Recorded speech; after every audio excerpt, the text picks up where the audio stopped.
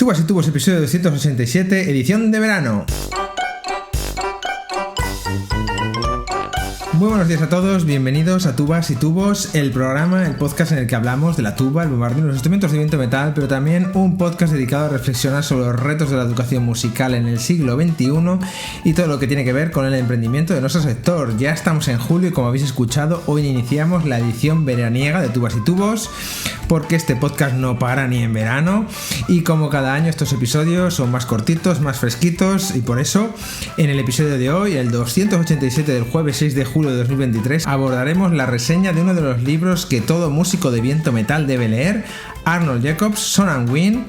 del escritor Brian Frederiksen. Pero antes y como siempre quiero recordaros que en davidtuba.com podéis encontrar 32 cursos con más de 320 lecciones y 3 masterclass por solo 30 euros al mes, y ahora también tenéis la opción de comprar los cursos de forma individualizada por 47 euros cada formación con acceso para siempre. Así que nada, abordamos la reseña de este fantástico libro. Y como ya he dicho antes, este libro es un must para todo músico de metal, ya que refleja la vida y obra de uno de los músicos de metal más importantes del siglo XX. Se trata de Arnold Jacobs, tuba de la Orquesta Sinfónica de Chicago durante más de 40 años y creador de la filosofía pedagógica Son and Wind, canto y viento, que revolucionó la interpretación de los instrumentos de viento en la segunda mitad del siglo XX y que sigue continuando en nuestra época.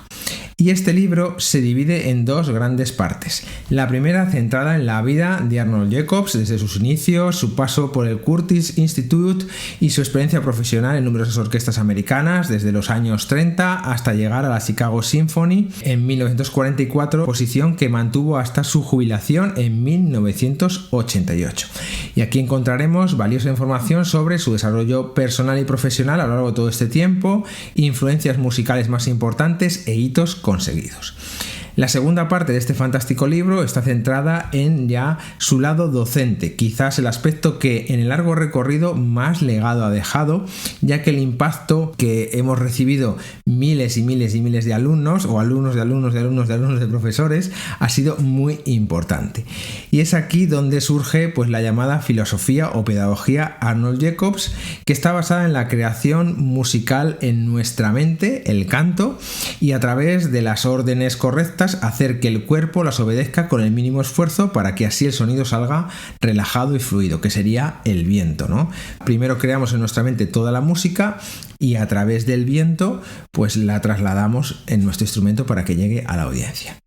Tras ello, el libro aborda aspectos muy importantes que hay que tener en cuenta a la hora de tocar. Por un lado, habla de los aspectos físicos, donde está la mecánica de la respiración y su relación con el cerebro, los músculos, la hiperventilación y la hipoventilación, la relajación, la presión del aire y la columna del aire, los labios, la lengua, la postura y el proceso de envejecimiento de los músicos,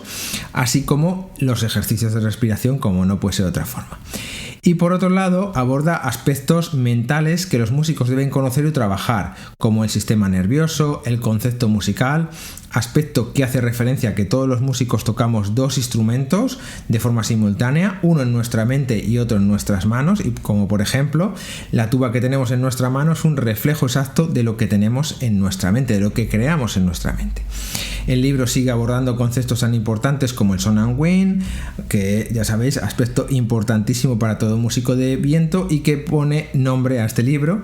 la importancia de contar historias, la actuación sobre escenario, el solfeo, el desarrollo del oído o el análisis, entre otros muchos. Además, el libro también aborda importantes consejos a tener en cuenta a la hora de realizar una interpretación profesional, hablando de la afinación, la importancia de dominar todo el registro del instrumento, el color de nuestro tono,